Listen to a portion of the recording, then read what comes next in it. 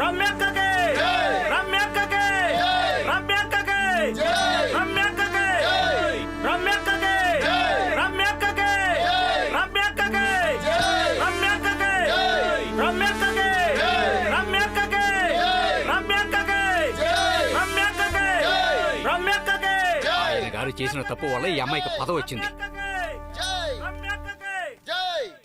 ఎలా ఉండే అమ్మాయి ఎలా అయిపోయిందో చూడు. మన నాయకులు అమ్మాయిలంటే చాలా చొంగ కారుస్తారు. అందులోనూ ఈ అమ్మాయిలా కాస్త గ్లామర్ ఉంటే చాలు, చూస్తూ ఉండగానే వాళ్ళు మినిస్టర్ని చేసేస్తారు. శుభాకాంక్షలు మేడం. Thank you. అక్క నేను గుర్తున్నానా? మీ ఆశీర్వాదం నాకు ఎలా ఉండాలక్క. ఆశీర్వదించక్క, ఆశీర్వదించు ఆశీర్వదించు. లేవండి. మన జిల్లా పేద ప్రజల కోసం అద్భుతంగా శ్రమ పడుతూ ప్రజల మనసులు దోచుకున్న పేదల పెన్నిది సేవా శిరోమణి ప్రజా బంధు రమ్య అక్కకి జై. రమ్య అక్కకి జై. అక్క థ్యాంక్ యూ. నేనే క్యారెక్టర్ లేనివాడిగా ఉన్నాను, వీడు నాకంటే నీచుడిలా ఉన్నాడే. సీటు తందైనా అన్ని సంతకాలు నేనే పెట్టాలా? నువ్వు ఫోన్ పెట్టే. నువ్వు సరిగ్గా నొక్కు. కొంచెం సీట్లోంచి లేచి ఇటు వస్తారా? అయ్యో ఎంత మర్యాద ఇస్తుందో చూడు. నువ్వు కూడా నేర్చుకో. కాళ్ళ మీద పడి ఆశీర్వాదం తీసుకోవాలనుకుంటున్నావా? రామ్మా. సంతోషం.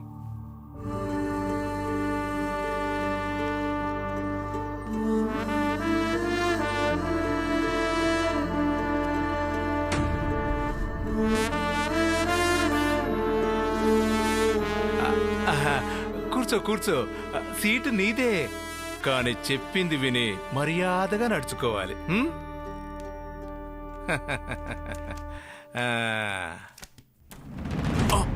నీ పోకిరి బుద్ధులు దాని దగ్గర పెట్టుకో. నా దగ్గర చూపిస్తే చంపేస్తాను. ఎలక్షన్ అయ్యే వరకు అబ్స్కాండ్ అవ్వు. పార్టీ జిల్లా ప్రెసిడెంట్ గా ఫస్ట్ ఆర్డర్ పాస్ చేస్తున్నాను. మర్యాదగా వెళ్ళు. ఇప్పుడు నీకు ఆర్డర్ పాస్ చేసే అధికారం ఇచ్చిందే నేను. తలుచుకున్నానంటే ఏమీ పీకలేవు. ఆల్రెడీ ఫోర్జరీ కేసులో ఉన్న నిన్ను ఇంకో కేసు పెట్టి లోపల తోస్తాను. మూసుకుని పోరా. ఎందుకే రాజకీయాలు వద్దు అని నేను చాలా సార్లు చెప్పాను. వీడి ప్రాణానికి ఏదైనా ప్రమాదం జరుగుంటే అప్పుడు ఏం చేసుండేవాడు? హలో, మీ తమ్ముడిని కొట్టిన వాళ్ళని పట్టుకుని మా దగ్గర ఉంచాం. ఎక్కడికి రావాలో చెప్పు.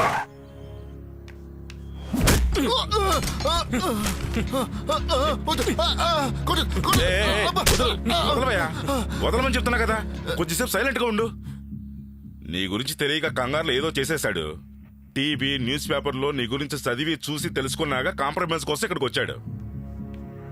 నీ తమ్ముడేం వదిలిపెట్టలేదు. అతను వీళ్ళ మనుషులందరినీ బాగా కుమ్ము వదిలిపెట్టాడు. అప్పు తీసుకున్న అమ్మాయితో అసభ్యంగా మాట్లాడినందుకు నేనే వాళ్ళని కొట్టాను. నేను కొట్టింది తప్పు అయితే ఆ రోజు స్టేషన్కి వచ్చి కంప్లైంట్ ఇవ్వాలి కదా. సరే, అవన్నీ వదిలే. జరిగింది జరిగిపోయింది. అతను కాంప్రమైజ్ చేసుకోవడానికి వచ్చాడు కదా, ఇద్దరు కాంప్రమైజ్ అవ్వండి. చెయ్యవు.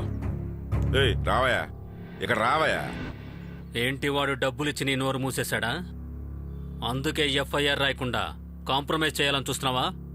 నేను ఎఫ్ఐఆర్ రాస్తా. నువ్వే ముందు వాడిని కొట్టావని నీ మీద ఎఫ్ఐఆర్ రాస్తా. నువ్వు ఇప్పుడు ఒక ఎమ్మెల్యే క్యాండిడేట్వి. ఎఫ్ఐఆర్ రాయమంటావా? రాయి, కానీ వీణ్ణి కొట్టానని మాత్రం రాయకు. అది నా ఇమేజ్కి సెట్ కాదు. నేను నిన్ను కొడతాను, అప్పుడు రాయి. రాస్తావా ఎఫ్ఐఆర్? ఒకవేళ వాడికి ఏదైనా అయ్యుంటే వీడిని నేను ఈ స్టేషన్లోనే పాతేసుండేవాణ్ణి. రేయ్, ఇంకొకసారి నా తమ్ముడు జోలికొస్తే తుండు తుండుగా నరుకుతాను. సారీ ఆంటీ, ఇదంతా నా వల్లే అయింది. మా అక్క కూతురు ట్రీట్మెంట్ కోసం వడ్డీకి డబ్బులు తీసుకుని ఆ ప్రాబ్లంలో ఇరుక్కున్నాను. అది ఈయనతో చెప్పాను. ఈయన తన దగ్గర ఉన్న డబ్బులు ఇచ్చేసి ఆ రౌడీలను కొట్టి వాళ్ళందరికీ బాగా బుద్ధి చెప్పారు. హే, ఇట్స్ ఓకే. ఇప్పుడు ఇవన్నీ అమ్మకెందుకు చెప్పడం? నువ్వక్కడ ఎంతమందిని కొట్టొచ్చావురా? అది 10 మంది ఉన్నారా ఆంటీ?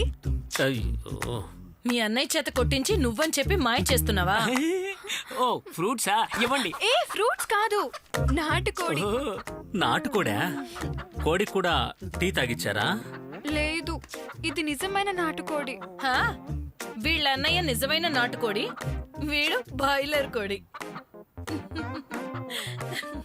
అధ్యక్షుడు తప్పుగా అనుకుంటారని నేను అలా మాట్లాడాను. అయినా నువ్వు అలా చేసి ఉండకూడదు. చిన్న వయసులో మన చుట్టూ ఉన్న పరిస్థితి ఏంటో తెలియకుండా ఇద్దరం ఆపోజిట్ పార్టీలో అరుచుకుంటూ ఉన్నాం. ఇప్పుడు నిజంగానే ఎలక్షన్లో ఆపోజిట్గా నిలబడాల్సి వచ్చింది. నీ దగ్గర ఉన్న ఎవిడెన్స్ బయటకు లీక్ అవ్వకూడదు అని మీ పార్టీ వాళ్ళు నీకు సీట్ ఇచ్చారు. హ్మ్. ఎలాగో ఎలక్షన్స్ లో గెలవవని వాళ్ళకు తెలుసు, అందుకే నేను బలి చేశారు. కామెడీనా? మేక ఎవరు పులి ఎవరు అనేది డిసైడ్ చేసేది ప్రజలు. ఎలాగూ మీరు గెలిచే అవకాశం లేదని మీడియాలో చెప్తూనే ఉన్నారు. ఇప్పుడు నీకొక మాట చెప్పనా? మా దగ్గర అధికారం ఉంది, డబ్బులు ఉన్నాయి. హ్మ్. అనవసరంగా బల వద్దని చెప్తున్నాను. అధ్యక్షుడు నన్ను నమ్మి ఆ సీట్ ఇచ్చాడు. నేను గెలిచి ఆ నమ్మకాన్ని నిలబెట్టుకుంటాను. నువ్వు గెలవడానికే నేను నిన్నంత ఈజీగా వదిలిపెడతాను అనుకుంటున్నావా? నిన్నెవరు వదలమంటున్నారు? నువ్వు గెలవడానికి ఏం చేయాలో అది చేయి, నేను గెలవడానికి ఏం చేయాలో అది చేస్తాను. కానీ ఒక్క విషయం చెప్తున్నాను విను. మన ఇద్దరి మధ్య రాజకీయాలు వేరు, పర్సనల్ వేరు. దయచేసి రెండింటిని కలపద్దు, ఓకే?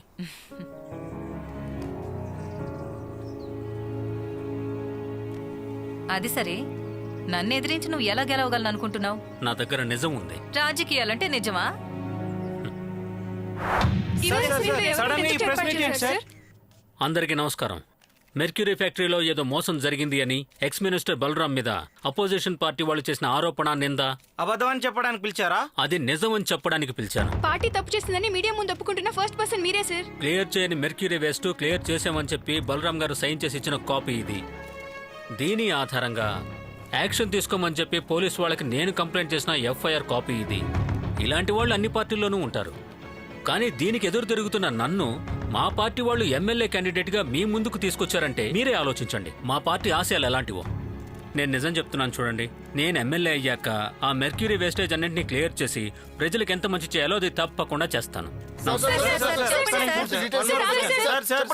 భువనగిరి బై ఎలక్షన్ లో పోటీ చేసే ధ్వజ మోసం చేశారంటూ ఆయన పార్టీ మనిషి మీద చేసిన ఆరోపణపై ఎక్స్ మినిస్టర్ బలరాం నాయుడిని ఈ రోజు అరెస్ట్ చేశారు. నేను వచ్చే వరకు మీరు జాగ్రత్తగా ఉండండి. సరేనా? వచ్చే ఎలక్షన్ లో మన పార్టీ ఓడిపోతే ఊళ్ళో ఒక్కడు కూడా మనల్ని గౌరవించడం. హైకమాండ్ వాళ్ళు మన ముఖం మీద ఉమ్మేస్తారు. హైకమాండ్ వాళ్ళు ఉమ్మడం సరే, ఇప్పుడు నువ్వు ఉమ్మడం మానవయ్యా. ఇలా మాట్లాడి మాట్లాడి ప్రజలను చంపేస్తున్నారు. నీకు కామెడీగా ఉందా?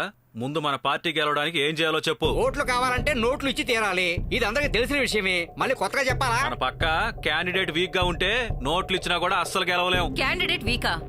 ఏం వీక్ గా కనిపించింది? అక్క డైట్ లో ఉండి చాలా స్లిమ్ గా కనిపిస్తున్నారు కదా, దాన్ని వీక్ అని చెప్తున్నారేంట్రా మీరు? మన అపోజిషన్ వాళ్ళ ఫ్యాక్టరీ స్కామ్ ని బయటికి తీసుకొచ్చి మన పార్టీ గెలిచే అవకాశాలు స్ట్రాంగ్ చేసిందే నువ్వు నేను. చేసిన స్ట్రాంగ్ ఏంటి? ఎవడైనా చూపిస్తా అని చెప్పింది నువ్వు, కానీ నిజాన్ని బయటికి తెచ్చి అతని లోపల తోసింది అతని పార్టీ మనిషి ధ్వజ. దీని వల్ల స్ట్రాంగ్ అయింది అతని పార్టీ. ఆ ఎవిడెన్స్ అతనికి ఎలా దొరికింది? అలా అంటే నీకు ధ్వజకి కనెక్షన్ ఉంది, ఇద్దరు లవ్ చేసుకుంటున్నారు కదా. నోరు మూసుకుంటారా రాసుకెళ్లారా? మా అక్క గురించి తప్పుగా మాట్లాడుతున్నారా? మా అక్క ప్రేమిస్తుంది అనడానికి మీ దగ్గర ఏముందిరా ప్రూఫ్? ప్రూఫ్ ఉంది కాబట్టే కదా మేము మాట్లాడేది. రేయ్, ఇక్కడికి వచ్చి మాట్లాడుకో. నన్ను రెచ్చగొట్టావంటే ఇక్కడ మాట్లాడుతున్నావు. వెళ్ళి కూర్చో, నేను మాట్లాడుతున్నాను కదా. వాళ్ళు అంటున్నట్టు మీ దగ్గర సాక్ష్యం ఉంటే తీసుకురండి. తెల్లవారేసరికి పోస్టర్లు వేయించి ఊరంతా అంటించేద్దాం. బలరాం, ఇప్పుడే కదా నువ్వు బెయిల్ మీద బయటకు వచ్చావు. కంగారు పడకు. ధ్వజ గెలిస్తేనే కదా నీకు ప్రాబ్లము. వాడు గెలవకపోతే